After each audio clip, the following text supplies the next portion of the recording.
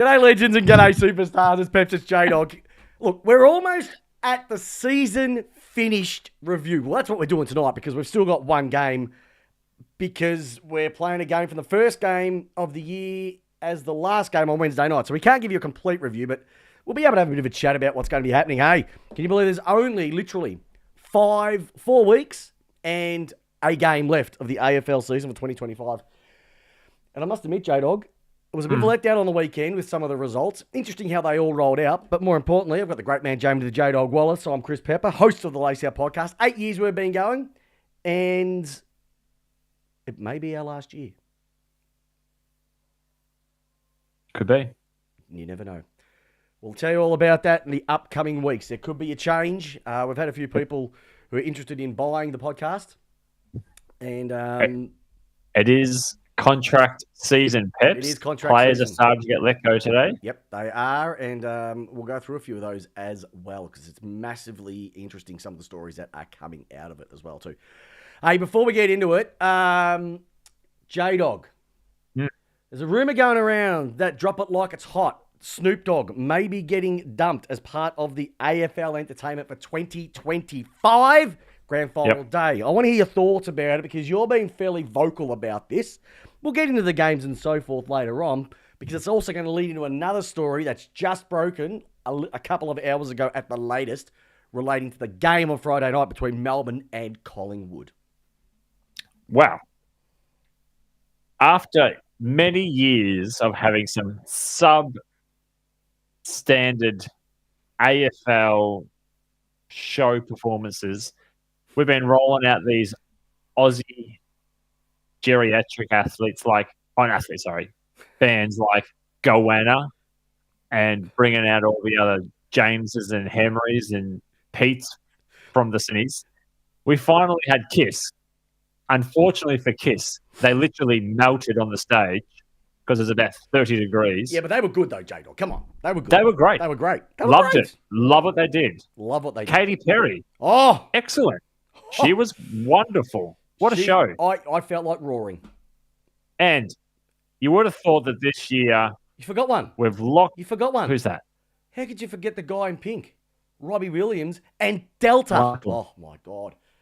Who would have thought the AFL would have nailed entertainment 3 years in a row? They did. And I am of an age where I think I'm a millennial. 84? Yeah, we'll go. It's a millennial? I'm Gen X. So I'm 50 this year. Okay, so I'm millennial. So an artist from my generation, looking forward to seeing a bit of Snoop Dogg, but hasn't the world crumbled in the last 10 days? So now we're looking at potentially Snoop Dogg getting the chop, getting muted.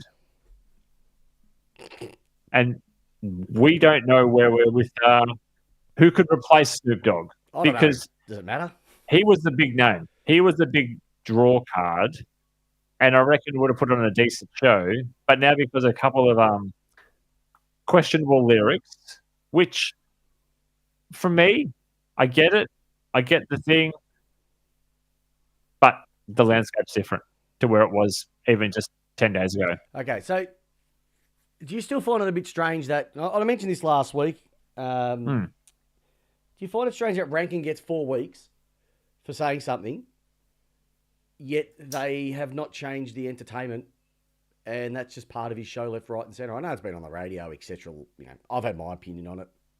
Yeah. Look, end of the day, what was said on the footy field, there is no place in for it, and that's for me. The conversation stops there. But to bring an artist and start to go through that tumble, for me personally, it feels a bit far-fetched. It's $5 million, Jdog. Apparently, they paid him $5 million. Yeah, I mean, if you go through anyone's back catalogue on their songs and there's lyrics, you're going to find someone who's going to get offended about something. Yeah, so exactly. So who wins out of this? No we one just does. roll out another 40. But someone from the 60s again and go, you could talk about Bing Crosby versus swipe it like a credit card. What was that Yeah, song you can again? talk about That's Katy the type Perry of... last year. Talk about kissing a girl. And some Yeah, people but I will go, liked it. I don't appreciate that. No, I don't. I do.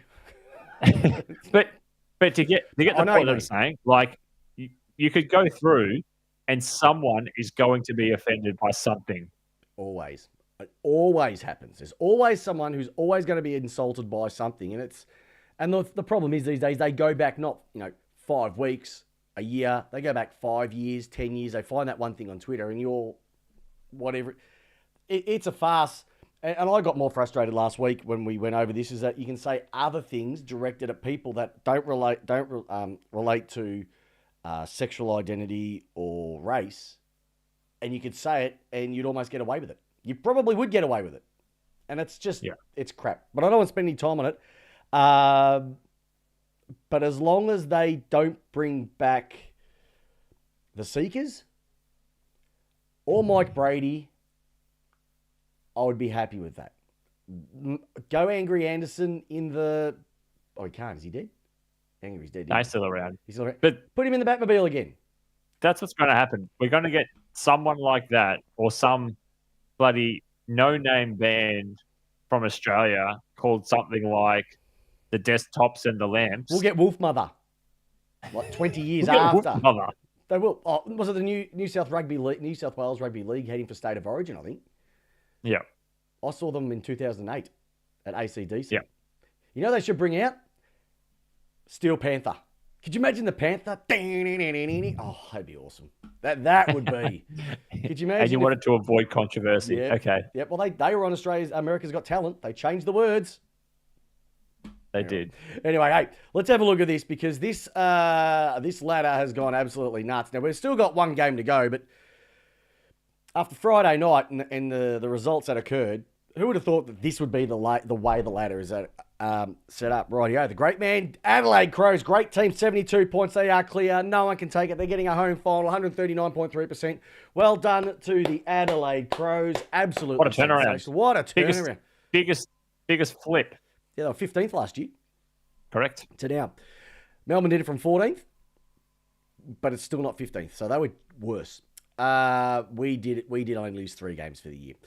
Geelong, 68 points, and Brisbane on 66 points. Collingwood round out the top 4 just on percentage on 64, like I said, but 122.4. So that means in a moment we'll go through who's going to be playing the first couple of weeks of the finals. We've got GWS at the moment on 64, Fremantle on 64. We've also got Hawthorn on 60, and we have the Western Bulldogs on 56, still in the final 8, but they've got no chance of making it because it's simply Gold Coast have to beat the under-12s Essendon team on the weekend, because that's all that they've got left.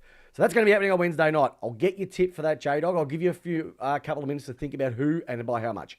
Gold Coast are in 9th, and then everybody else is playing for 2nd. You'd have to say that Sydney would probably show a better performance in the finals at the moment than the current Gold Coast, and you'd almost go GWS and Western Bulldogs in terms of the way that they've been playing at the moment. But they can only beat who they can beat. Carlton, St Kilda both on 36, as well as Port Adelaide. I'll get your thoughts on that. It was a big night for Port Adelaide. Melbourne end up in 14th on 28, Essendon on 24, North Melbourne on 22, Richmond 5 wins, which a lot of people did not expect them to do, and West Coast Eagles 1 win, 60.1 percentage. They'll finish last.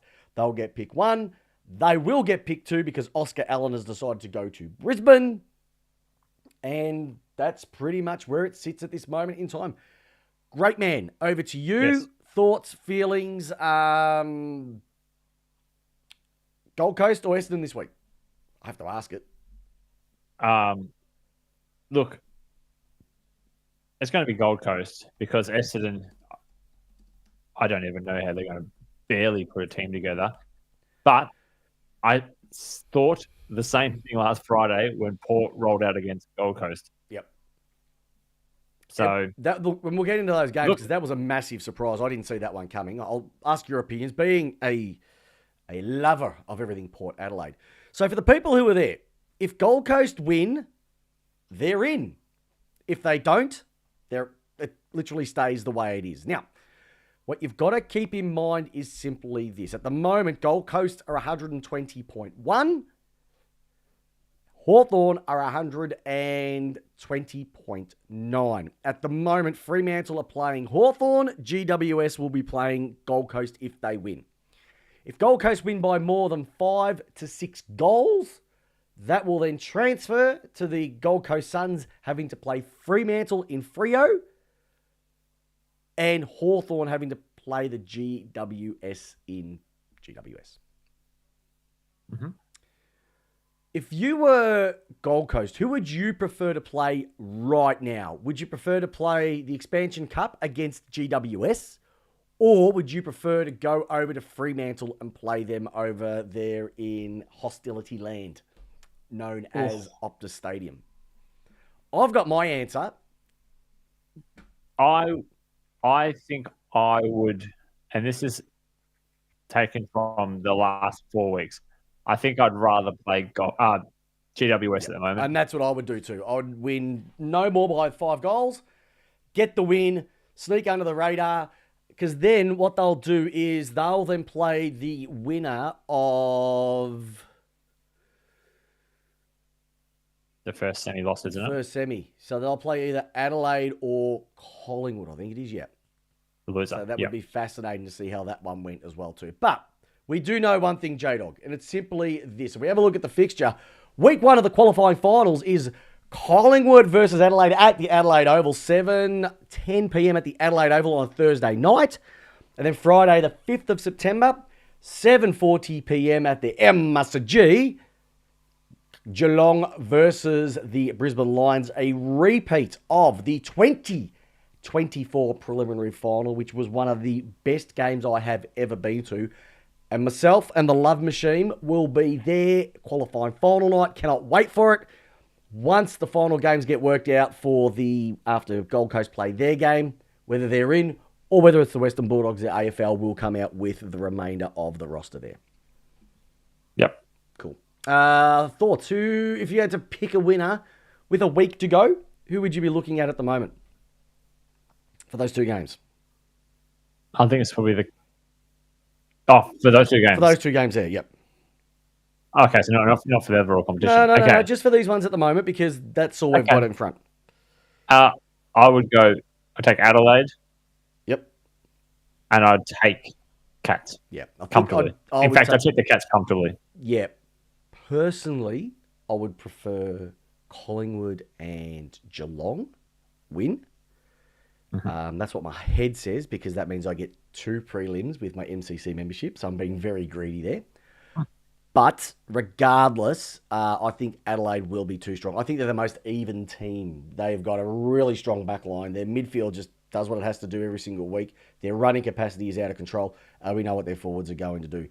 They were a little bit dodgy at times on the weekend against North, but you'd probably say, look, it was North. North had a crack, and Adelaide were probably just trying to get through the game. But when they put their foot on the floor, I think it was in that second quarter, they were absolutely immense too. So I think you're right exactly how that is going to work. All right, mate, let's get into just a quick review of these games. I want to say a review on it, what your thoughts on them, because we had a couple of belters and some shockers as well too. And then I want to just go over a couple of things that have come up in the media today, especially related to what's happened at the MCG on Friday night.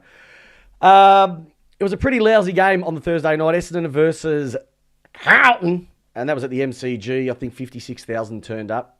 That would have to be, for 2 teams that have over 100,000 members, that is a pitiful. So don't go telling me how many members you've got. You don't even turn up to games. Essendon basically had nobody, and Carlton just had to put a team out there, and they got the chocolates. I don't even think I watched 3 episodes of Twisted Metal whilst this game was going on, and I just had to watch the mini because it was just that much of a snooze fest. Even Essendon supporters were going, what else is on TV in our WhatsApp chat? Yep. This is a game that Channel 7 also waived, didn't they? They waived it away. That's how much faith they had in this game that they didn't even turn up and say, we want to be part of it, which is understandable as well too. It was not good. Next game. Now, Collingwood versus Melbourne. I didn't get to go. I was out shopping for my wife's birthday present, so that was a bit of a dodgy one. 15 minutes into the last quarter, I thought, hold on, here we go. I'm going to be shooting myself in the foot. I've done that a couple of times over my career. As we know, the Brisbane game, which I walked out on, and, well, you don't have to remind me of that how many times. Collingwood should have smashed Melbourne if they'd kicked straight in that first quarter. They didn't, and if you don't put the score on the board, you can leave teams in. Bad kicking's bad football. Melbourne came out, kicked 6 goals straight in that third quarter. Played some really free-flowing football, but I think just the experience of Collingwood, and it was their little men. It was Elliott, it was Schultz. Degoe launched one as well too, and got them over the line as well. And Collingwood are going to be playing finals. We know that. There's nothing really that excites me about them. They haven't been the same team for probably the last 6 to 7 weeks. Have they peaked early? Got to remember, this was a team that almost finished 8th, if it wasn't for this win. So yeah. I'm just saying that Melbourne, I didn't pick them at all. I didn't think they'd have a chance. I was quite surprised on the way that they moved the ball. A lot of excitement's come out of it, but some really big decisions the club needs to make with some of the personnel. Petrarca, Oliver, May, Lever, Sparrow, Fritsch, Viney, I could go on and on. I'm not going to. And Collingwood are just putting themselves into finals mode. I will say this. If Nick Dacos gets Brownlow votes for this game, it is officially, the Brownlow is almost worthless. For what I watched, he was far from being the best top 3 player on the paddock. His brother was better. Jdog, if you were starting a team from scratch and you put every player in the league up against the wall, every player up against the wall, who would be the first 5 players you'd pick? And you can pick anyone from the league, and you were setting up a team. Yeah, probably wouldn't be him. Yeah, it wouldn't be him. Bont, Jeremy Cameron, Zach Butters, Sam Darcy, probably Gorney, Alex Pearce, Sam Taylor, Ben Keys, Jamie Elliott, Richard Dawson. Do you know what I mean? Like, he's not even rated in the top 20. His AFL rating isn't even in the top 22 players of the league. Darcy, yep. So I don't think he's the best player in the league. The Bont is, simply. And it'll be a travesty if he gets a Brownlow before the Bont does. And it won't happen. I'm actually calling now. I'm actually now called on Dake getting the Brownlow. It's going to be someone else. Yep. I reckon Dawson. Actually, you know who I'd really like it to win? Sarong. Caleb Sarong. Like him. Yeah. I like him. But yeah, they've got a lot to look forward to. Melbourne, big decisions. They'll be announcing a coach before the prelim final weekend, so lots to stare for. 3 coaches, don't you? Yeah, we need 3. Yes, we do. We probably need 3 players, and we need a bucket load of players. So I'd love to see what happens. You released the Choco. Yeah, that's all right. He was done, mate. He was finished. Port Adelaide versus the Gold Coast Suns. All right, buddy. Over to you, because this is your team. You have to be excited.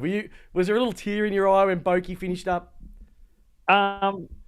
Look, probably no different to a lot of the supporters when they're club legends. And I know that Ken spoke glowingly of Boki, and everyone who follows Port Adelaide is completely in agreement. That guy literally saved our club. Yeah.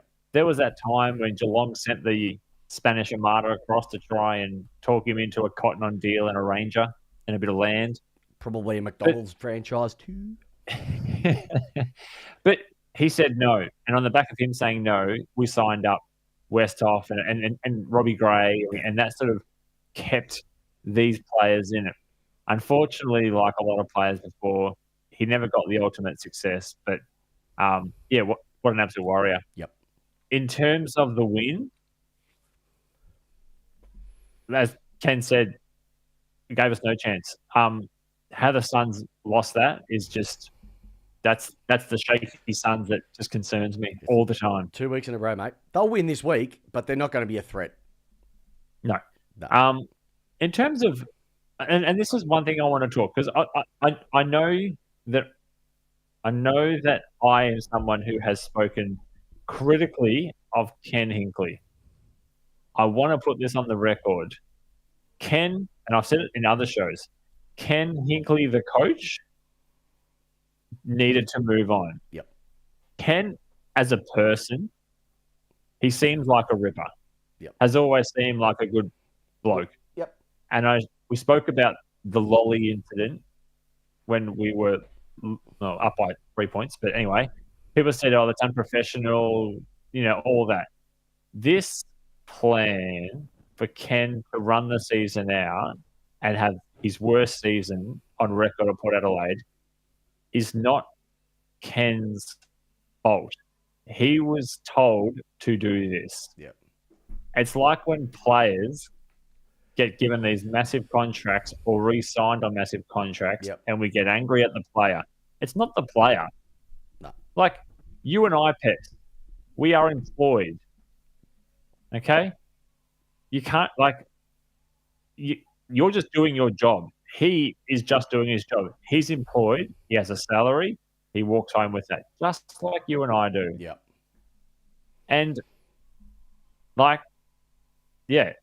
Port Adelaide had put him in this position, but like everyone said, this shouldn't have got to this point because it should only be one coach at the club at one time. Yeah, exactly right. It's never worked. Two people running the club at the same time. It's never worked. It never has worked. It was almost like, do we pay Ken out for the year? That's what it really came down to. And that's what Port should have done to Ken. That's respectful. Otherwise, it's like it's like me taking over your job and going, "Oh, Peps, we're going to keep you on, but we don't want you." In fact, this person next to you is the person we want. Yeah. No, I'll say this: he was there for 12 years? 13. He got the most out of what he had available. Yeah. Were you a premiership team? I think you were stiff. The one that got away for you was 2021. That was the big one that got away. Yeah. Yep, ice in the veins. We made prelim lots of times. Yep. Unfortunately, that's footy. Exactly. It's going to be interesting off-season for Port. They've got some big decisions to make. Who do we keep? Who do we get rid of? Do we rebuild or do we sit in the friend zone? You've either got to be a top or you've got to be a bottom. I don't think you can sit in the middle. You can't. No. Anyway, it'll be interesting. It will be. Another interesting one.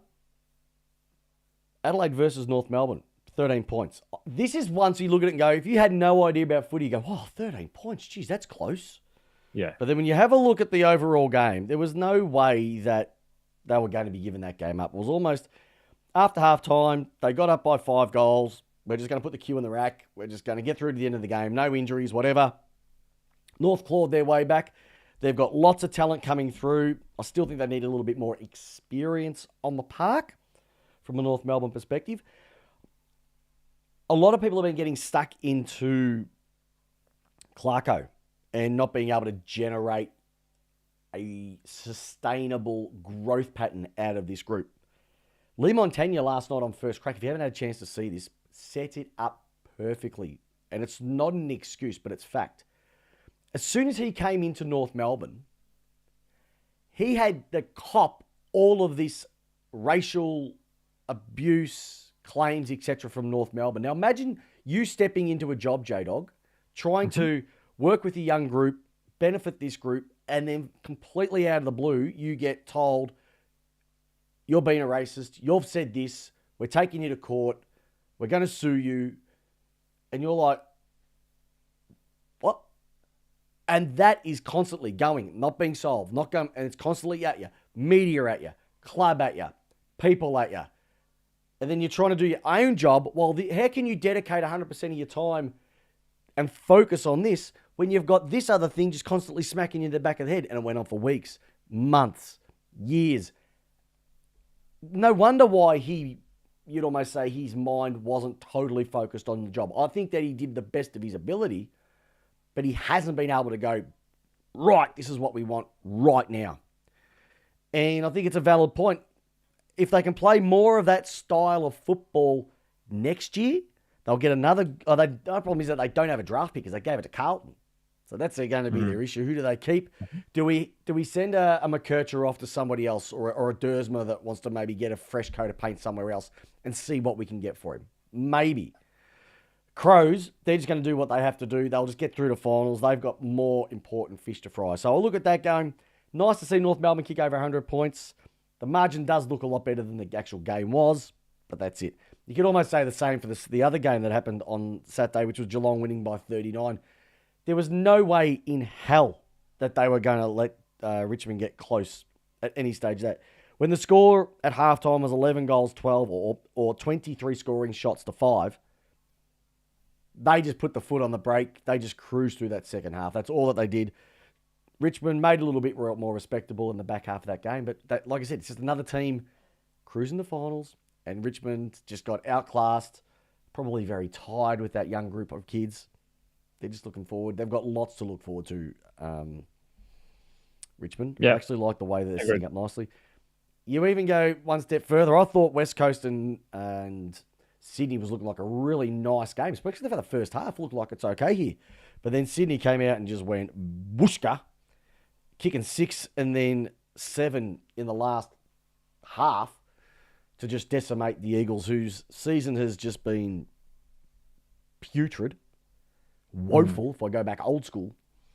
McQualter's got a bit of work, but looks like Reed might stay. They'll get draft pick number 1 and number 2, like I said, with Oscar Allen moving on.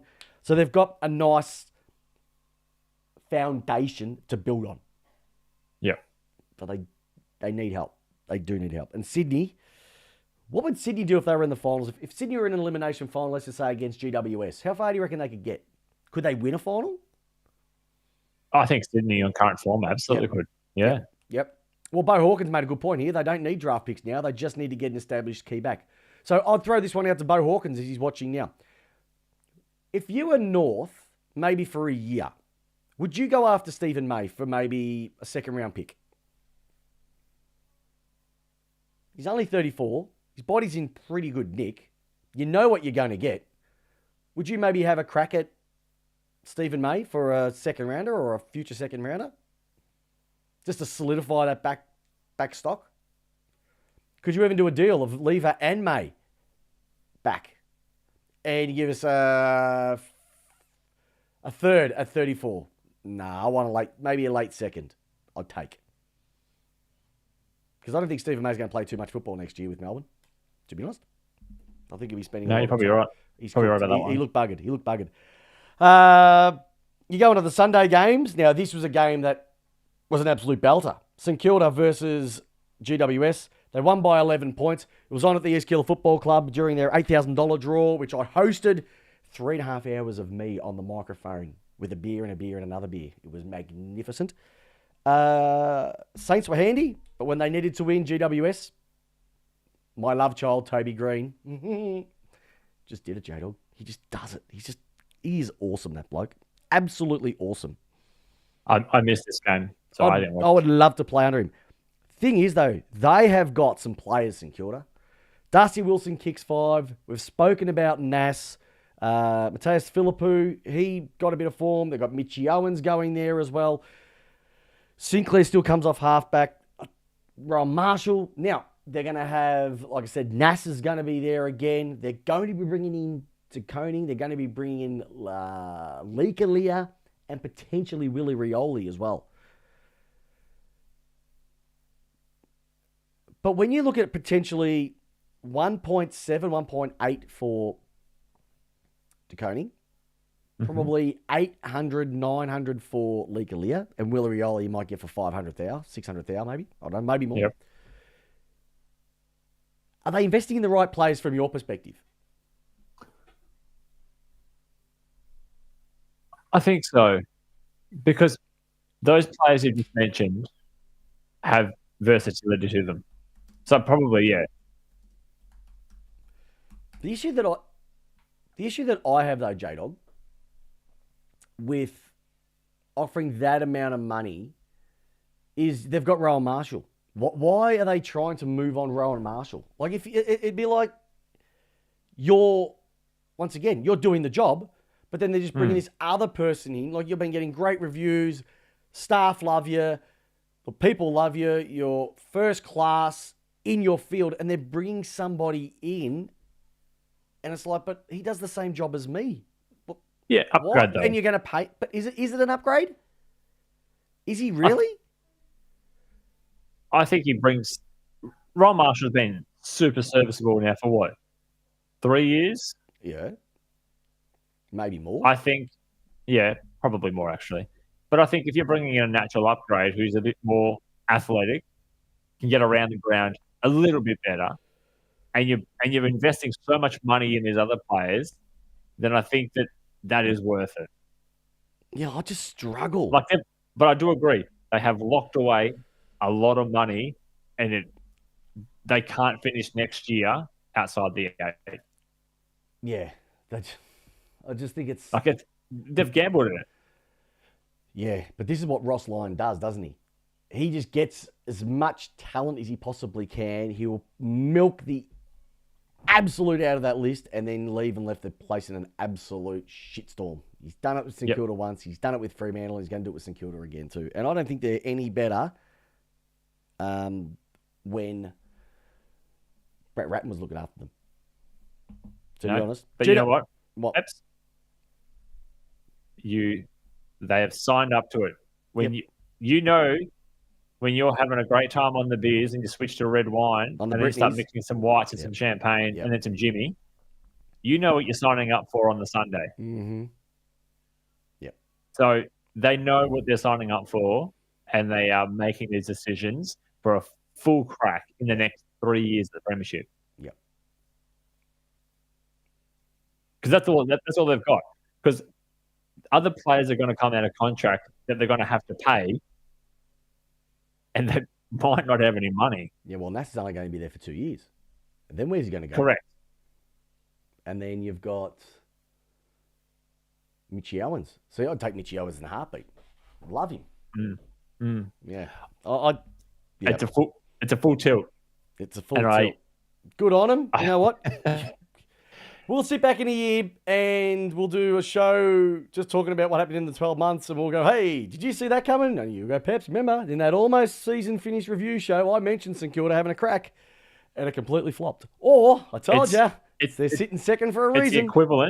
It's the equivalent of putting your life savings on black or red. It'll either work out wonderfully or it's going to be you're not going home to your wife. Western Bulldogs versus Fremantle. I picked the Doggies to win. They screwed the pooch, no pun intended. Fremantle, crikey. They've gone from potentially not even making finals to now playing at home. Yeah, that was in a final. Mid-season slump, didn't they? They had a slump. A massive slump.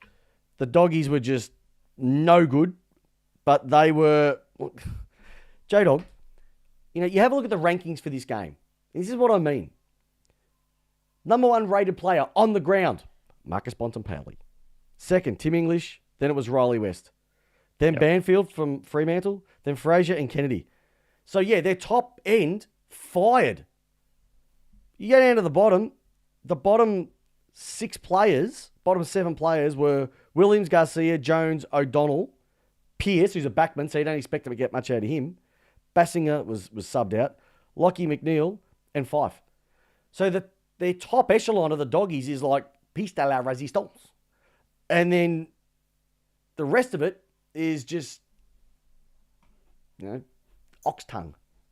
No one wants it. It's awful. Tastes disgusting. Doesn't perform. And that's what they are. They just don't perform. And their backline, susceptible again. 27 scoring shots. They had 27 themselves, but still 27 scoring shots. How do you compete with that? So I don't know. They've got a lot of thinking to do over, and they've signed up Bevo for another 2 years. Should they have waited to the end of the season? I don't know. Peps, you have to applaud the bravery of these clubs who are refusing to go, we're going to be a maybe 8 to a 13 team. Yep. We're going all in. Yep. They got Bolton last year. Great pickup. He's been fantastic, and he's going to fire. He loves finals football. But they've got, when you got Sarong, they took the punt on Hayden Young. His hamstring got through the game. Perfect. So you have Hayden Young, Sarong, Brayshaw, Switowski, Frederick. They've got pace to burn. And then you've got to kick it down to people. A miss down in the forward line as well too. Tracy down there. You've also got, what's his name? Little short guy. On tip of my tongue. Dudley running around as well too. They're just, you know what? If it clicks, Freo could be a prelim smoky. They could be a prelim smoky. If everything clicks like it did on the weekend, there is no reason why they can't make a prelim. And you know what happens? Prelim weekend, anything can happen. And then we got down to the last game of the weekend, Brisbane versus Hawthorn. And once again, very similar to the Melbourne game, Brisbane should have had this game wrapped up in the first quarter. They should have been 6 goals up. But bad kicking was bad football. They've kicked 11 goals, 20. They've had 34 scoring shots, yet they've only won by 10 points. They made Hawthorn look good. And don't worry about Hipwood being there. They're going to get Lockie Neal back. They set themselves up beautifully. We'll go with one big tall forward down there, and then we'll just have this collaboration of small forwards and medium-sized forwards, and we are just going to kick it around laser-like, and you're not going to be able to stop us. And Hawthorn tried their best. Who are they missing? Will Day? Really, that's about it? Way too good. Way too good. Really passionate about them. Really passionate. I wish I could say that the Brisbane Lions are going to... This kicking hasn't improved, and it's going to cost them a grand final, but last year they won a grand final, so whatevs. Yeah. It was funny, they were talking on the radio the other week when they were talking about my club, and they were saying, I think it was Buckley was saying, he goes, they were talking about Melbourne and their issue is that they have too many inside 50s. Mm-hmm. And he said, I'd be more worried if we couldn't get it in there. If you can't get it in there, then we complain. But if you can get it in there, but you still can't work out where you kick it, etc., that's actually not a bad thing. That's actually a good thing. You can make some tweaks to work on that. So if they've had 11 goals, 23, I wouldn't be too worried about Brisbane if they're doing that against Hawthorn, who've got some of the best backmen running around. I reckon that's not a bad result too. So they're going to be set. They're going to be primed. I think Hawthorn are going to be primed. I'm really looking forward to seeing how that structure works out later in the week after the game on Wednesday to sort of see how it all falls into place. And so that is, for most of those teams that we spoke about, for 8, 9 teams, this season's over. So can I ask you a quick question, Jdog? If I go through the ladder, I want you to go and tell me if you think this was a win, like a good year, or above expectations, or expected, or below. Fair. Sydney Swans. Below. Carlton. Below. St Kilda. About right. Melbourne. About right. Oh, interesting. Essendon. Below. North Melbourne. It's a below. Yeah, I think it's a below as well. But I kind of agree with where they are at the same time. Yeah. Richmond? Above. Way above. Yeah, definitely. And West Coast? Probably below. I'd almost say expected. Okay. I don't think there was anybody else who was going to be finishing last. But isn't that interesting? Like, out of all those teams, and let's just round it off, because one of these two teams is going to fall out. Western Bulldogs? I'd say they finished 4th last year, 5th last year. I think so. I think it's probably been a bit of a below for them. What about Gold Coast?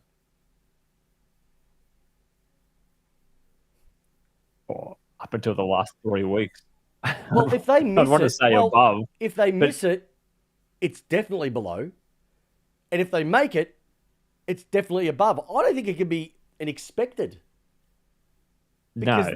Not from where they were at the midway season. No, exactly. So they've had a bit of a shaky path, but they should make it. And I think we hope we do, just to get some freshness out there. But it just goes to show the gap between the best top 8, 9 teams and the bottom 9 teams is just getting bigger and bigger and bigger, and I don't think it's going to get much better, to be honest. Well, like it was been spoken about, that a lot of these old school football commentators can't remember a season where the gap between the top and the bottom is so vast. Well, when was the last time a team had 14 wins and a percentage of 137 and missed finals? That's nuts. Now, if you looked at that from the previous year, in the 2025 calendar, let's show you this. Round 24. Yep. So round 24 last year. Yeah. If you'd finished on 14 wins and what did I say, 136%? Yep. You would have finished 6th. You would have made it by a game because Carlton were on 23 points last year. Do you have the ladder there in front of you, the Yep. extended ladder? From last year or this year? This year. Yeah, I got this year's, yep.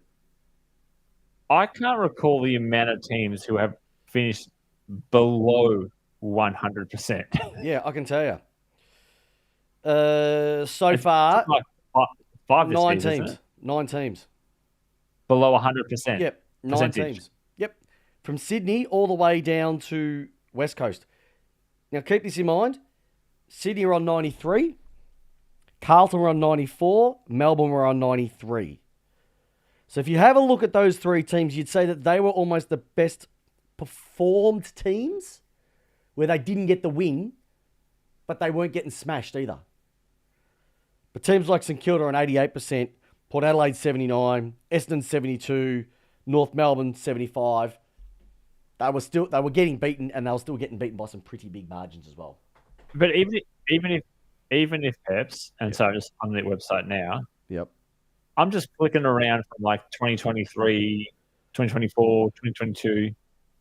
The amount of teams that are in 80 or below is unheard of.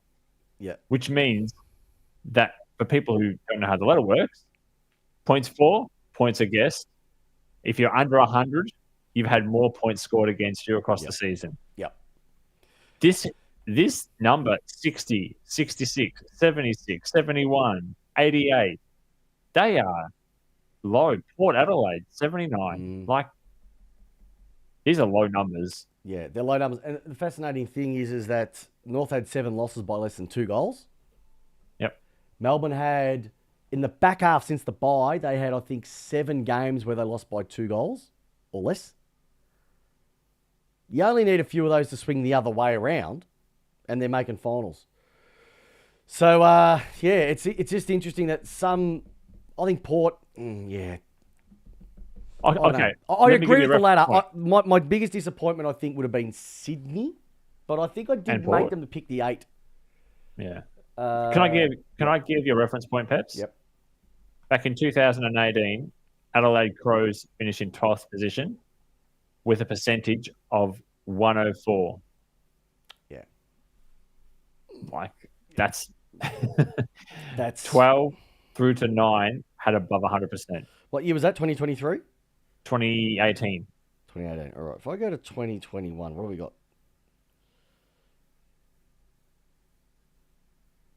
Yeah, 2021. Yeah, 2021 was similar.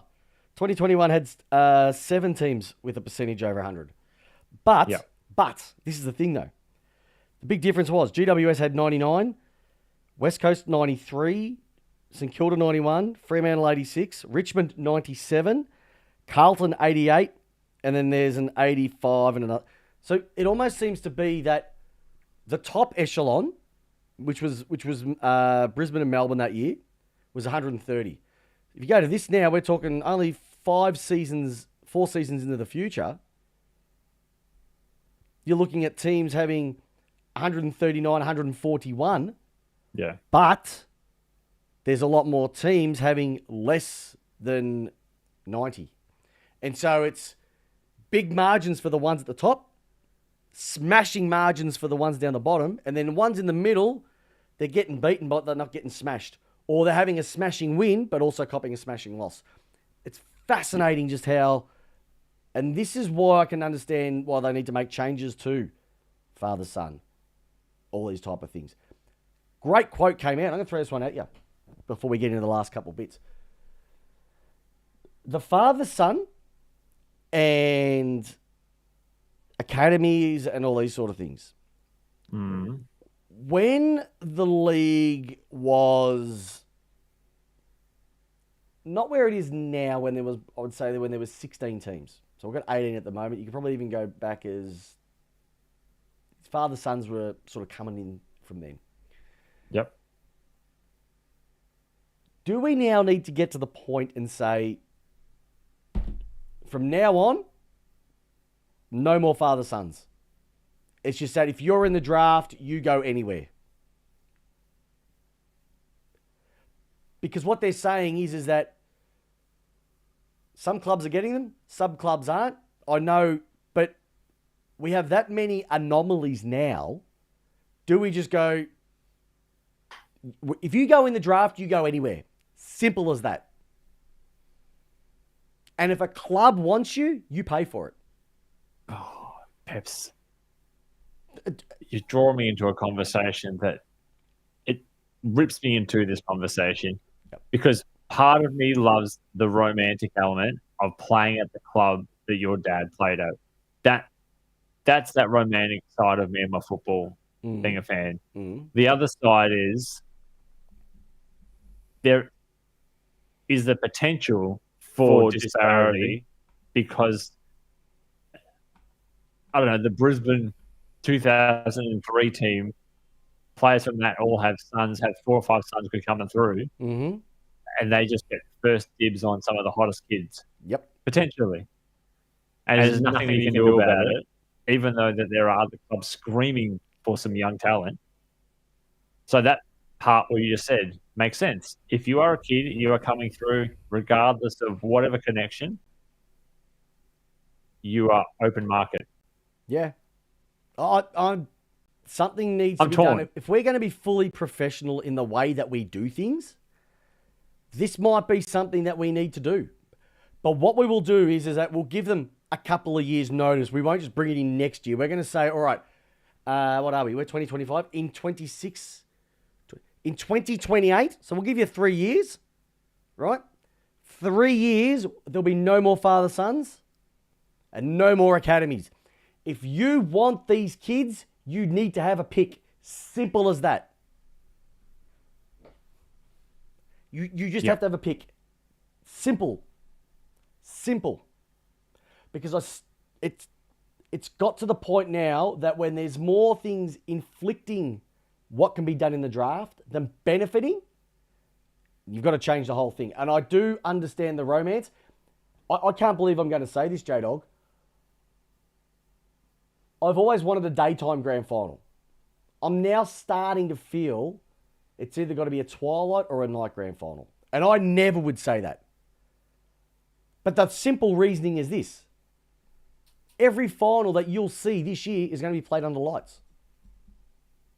Yeah. So why do we then play the last game of the year in daytime? And I'm a massive advocate of a daytime, but it makes no sense now. It doesn't. If we're going to get rid of the bounce, if they're going to get rid of sensible boundary umpire decisions, if they're going to get rid of these, you can't say tradition is for one thing and not for others. I think it sounds like you and I have had a Freaky Friday. Yeah, I think we have. I think we're flipped. I still want a daytime grand final, but if they said we're going tonight, we need to pull the trigger on things. I think Andrew Dillon and what he's done so far since he's taken over has been almost an embarrassment. I called up 3AW on the weekend about this. I didn't win the 6 bottles of the Porterley wine. But I've said I don't think since he's come on board that it's been better than what Gillon McLaughlin. I think they've actually gone backwards in the way that they are as a unit. Yeah. And we're going to get overtaken by NRL from a publicity perspective. No, I don't think we'll go that far. No, I think that the NRL, they're not taking any prisoners, and we're still tapping ourselves on the back going, yeah, good stuff. No. All right. One last thing. We are using the megabytes of the internet. All right, one last thing I need to take you through. I'm not too sure if you've seen this, Jdog, but this went to news this afternoon, which was that there has been a homophobic slur made towards Nick Dacos at the Melbourne Collingwood game on Friday. The issue has caused a MCC look-in relation to what was said. The victim of the alleged abuse is the same player who was on the receiving end of a slur from Isaac Rankin, which saw the Adelaide Star suspended for 4 weeks. Now, people are saying that it's Dacos. Some are saying it's Isaac Quaynor, Houston. I don't know. But it's happened again. Yeah. Are there just too many idiots in the league right now watching football? Like, it's a game. You can't control it. I think that there are too many people that think that they are a comedian and they're trying to be funny. Yep. But they're not. And it's not. They're just keep your inside thoughts exactly that. Yep. Exactly right. Exactly right. It's just, it's no good. It's no good. Alrighty, so this is how it's going to roll. We've got 1 game left for the regular season, and then next week, finals start. We're just going to have a bit of a chat. Who's going to win? We really can't do much until we kick into it. What I'll do is we'll look at 4 games. I'll pick 4 teams. He'll pick 4 teams at Jdog, and we'll just go ahead and say who we think's going to win and why, and then roll out our match previews for the upcoming finals. We're taking next Monday off. No, there's games this week. There's no games this week. No, there's no games this week. Yeah. I'm not come back to talk about. Oh, do we have to? All right, I'll do it myself then. Come back and talk about 4 games. All right.